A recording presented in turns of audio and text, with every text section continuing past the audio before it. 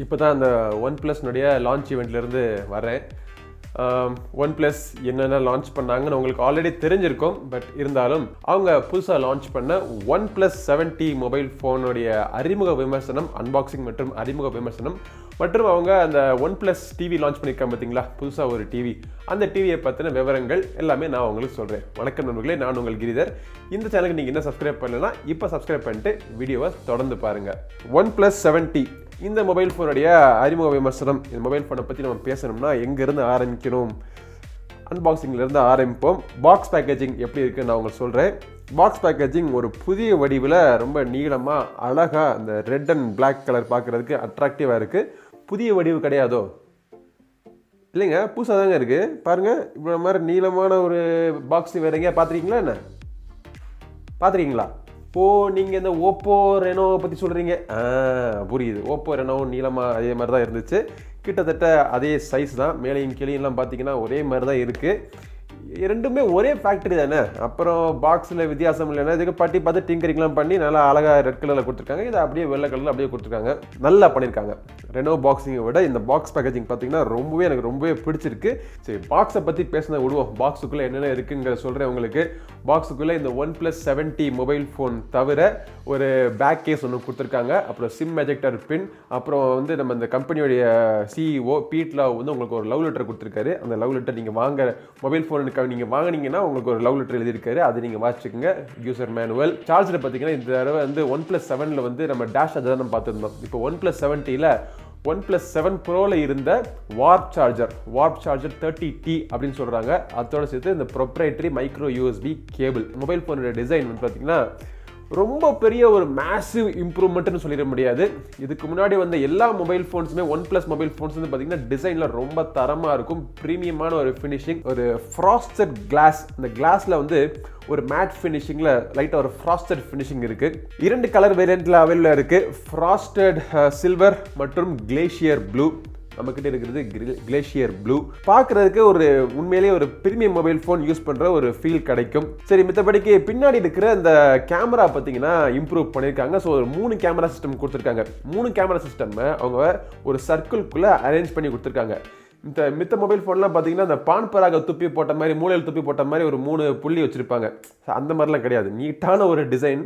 இதை நம்ம பார்க்குறதுக்கு இந்த மோட்டரோலாவுடைய கேமரா டிசைன், இல்லாட்டி அதுக்கும் முன்னாடி வந்த அந்த நோக்கியா லூமியா 1020ல் இருக்கிற அந்த கேமரா ஹம்ப் அது மாதிரி தான் தோணும். பட் நல்ல ஒரு சிமெட்ரிக்கான டிசைன். எனக்கு பர்சனலாக இந்த கேமராவுடைய டிசைன் அமைப்பு பிடிச்சிருக்கு. உங்களுடைய எண்ணங்களை கீழே கமெண்ட் செக்ஷனில் சொல்லுங்கள். ஏற்கனவே இருக்கிற OnePlus 7ல இருந்து இதில் என்ன அப்கிரேட் பண்ணியிருக்காங்க அப்படிங்கிறத குயிக்காக உங்களுக்கு சொல்லிடுறேன்.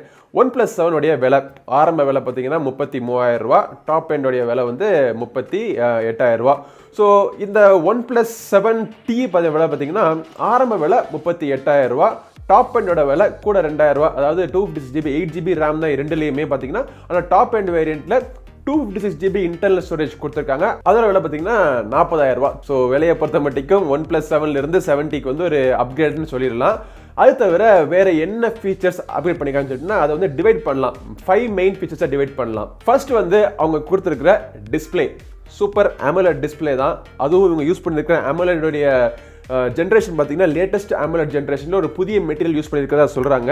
இன்டிஸ்பிளே ஃபிங்கர் பிரிண்ட் ஸ்கேனர் எல்லாமே இருக்குது. பட் இதோடைய ஹைலைட் பண்ணணும்னு பார்த்தீங்கன்னா 90 Hz ரெஃப்ரெஷ் ரேட் கொண்ட டிஸ்பிளே. OnePlus 7 Proல பார்த்தோம் 90 Hz. ஸோ இப்போ OnePlus 7Tல 90 Hz கொண்டாந்துட்டாங்க. இதுமே வர்ற எல்லா OnePlus மொபைல் ஃபோன்லையும் ஸ்டாண்டர்டாக இருக்கும்னு சொல்கிறாங்க. 90 Hz ரெஃப்ரெஷ் ரேட் அப்படிங்கிறது நல்ல விஷயம் தான்.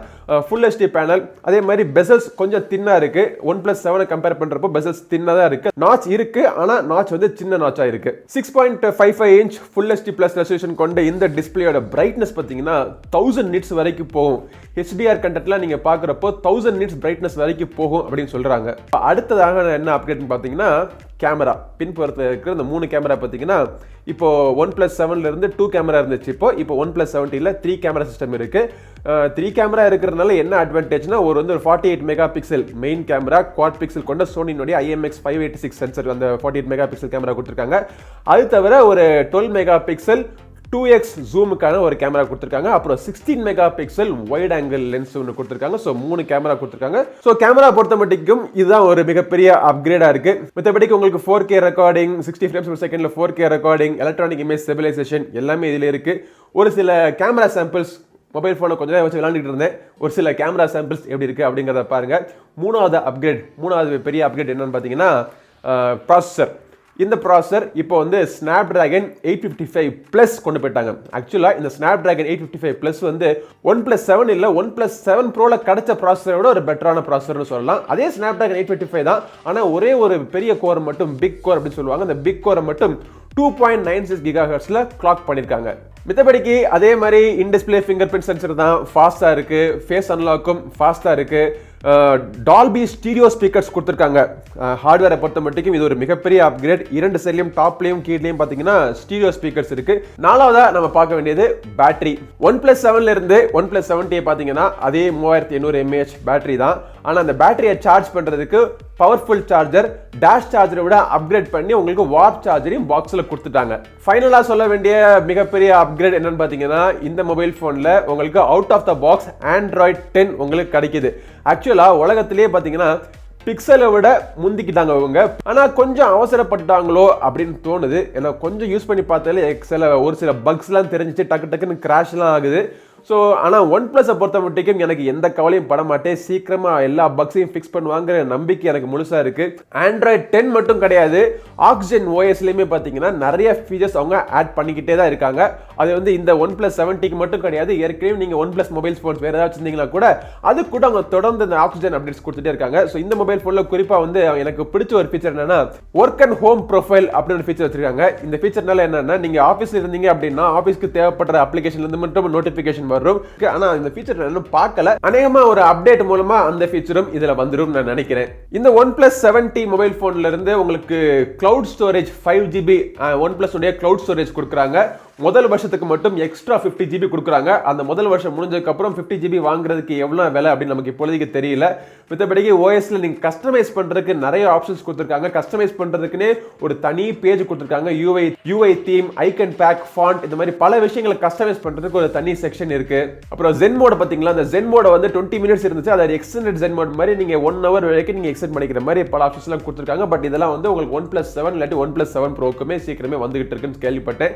ஆக இந்த OnePlus 7T மொபைல் போனை பொறுத்த மட்டும் அவங்க இன்ட்ரோடியூஸ் பண்ணி வச்சிருக்கிற விலை மற்றும் வித்தியாசங்கள் எல்லாம் இவ்வளவுதான் உங்களுக்கு தெரிஞ்சிருக்கும். அடுத்த ப்ராடக்ட் நம்ம குயிக்கா ஜம்ப் பண்ணி பார்த்துருவோம். அடுத்த ப்ராடக்ட் அவங்க லான்ச் பண்ணிருக்க வந்து OnePlus TV.